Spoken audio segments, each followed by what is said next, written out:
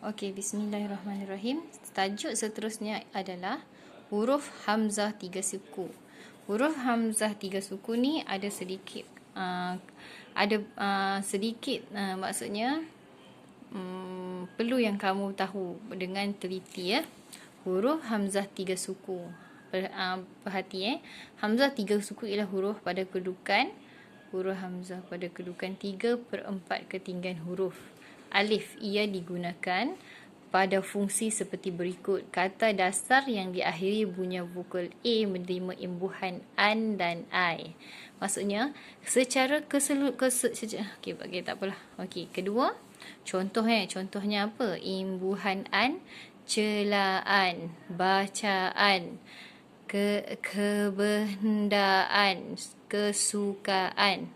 Apa dia? Kita letak hamzah di tengah. Kita letak celaan, ada hamzah di tengah. Bacaan kita letak hamzah tiga suku. Kebendaan kita letak hamzah tiga suku. Kesukaan kita letak hamzah tiga suku. Maksudnya kata dasar dia berakhir dengan huruf A. Cela, baca, benda, suka, kan? Okey. Asal ejaan jawi suka, sin, waw, kaf. Alif. Benda, baca. Okey. Mana perkataan a di belakang yang tak ada alif, bila masuk imbuhan secara automatik kena tambahkan alif. Okey. Untuk imbuhan I pula contohnya kan. Dihargai, meredai, merasai, dicintai. Belakang dia ada hamzah 3/4. Okey. Keadaan kedua kata dasar yang diakhiri dengan imbuhan vokal U menerima imbuhan I didahului, merindui, merestui, dibaharui. Tengok muka surat seterusnya, muka surat 12 dan seterusnya diftung. Diftung ni atau gandingan vokal AU dengan AI di awal kata. Contohnya bunyi diftung, apa diftung? Auto ni, au ni diftung. Aura ni diftung. Audio, aur. Ataupun macam ni. Ice cream. Maksud dia diftung tu bermaksud dia dua vokal berada sekali. Ice. Ni kan A, E, I, O, U kan? Okey, ni A dengan I. Ice. Icing. Air. Okey, ni dipanggil diftung. Bila dua diftung, dua huruf vokal berada sekali, AU dengan AI, dia akan letak hamzah 3/4. Okey. Dan keadaan yang seterusnya adalah keadaan gandingan vokal AUAI dengan UI.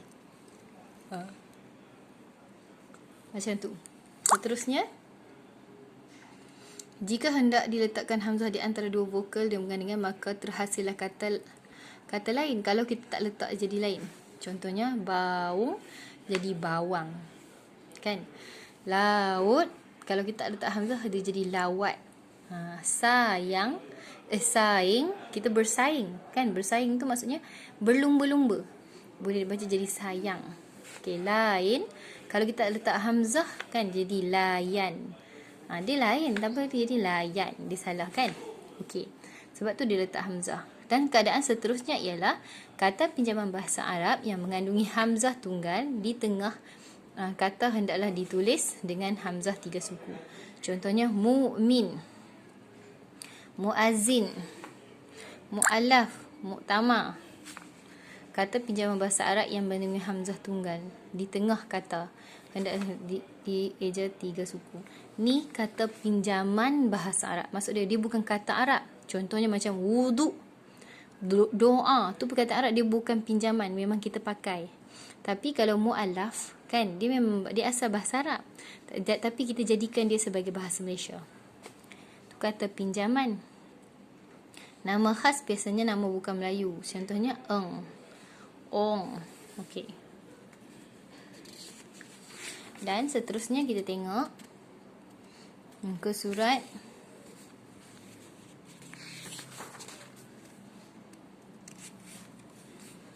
tengok ni. Ni latihan Ni latihan.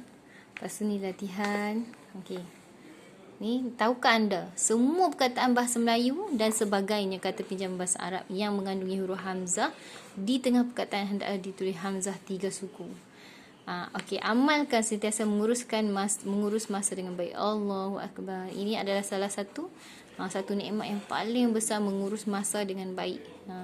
Sebab ramai manusia tertipu dengan masa lapang dan tertipu dengan masa sempit. Jadi itu nikmat yang paling besar untuk kamu ketahui. Okey, apa dia tadi? Okey. Secara kesimpulannya, untuk kedudukan hamzah 3/4, ustazah simpulkan dia dalam sedikit dengan gambar rajah begini. Hamzah 3/4 adalah dalam keadaan pertama bila ada imbuhan.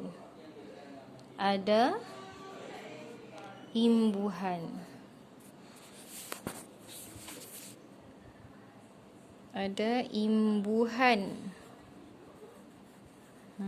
pada kata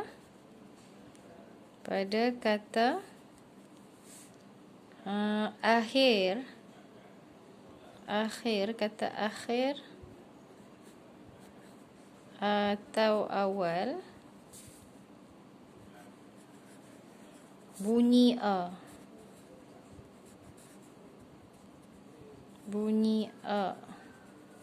Dan yang terakhir adalah bila dua vokal bergandingan. Dua huruf vokal bergandingan. Bergandingan. Maksudnya bila ada imbuhan dan ada huruf vokal, biasanya hamzah dia akan jadi 3 suku. Itu secara kesimpulannya. Jadi jangan kamu keliru. Tadi banyak kan keadaan yang perlu kamu kena tahu kan. Kedudukan hamzah 3/4 ni. Okey, setakat ni yang itu saja.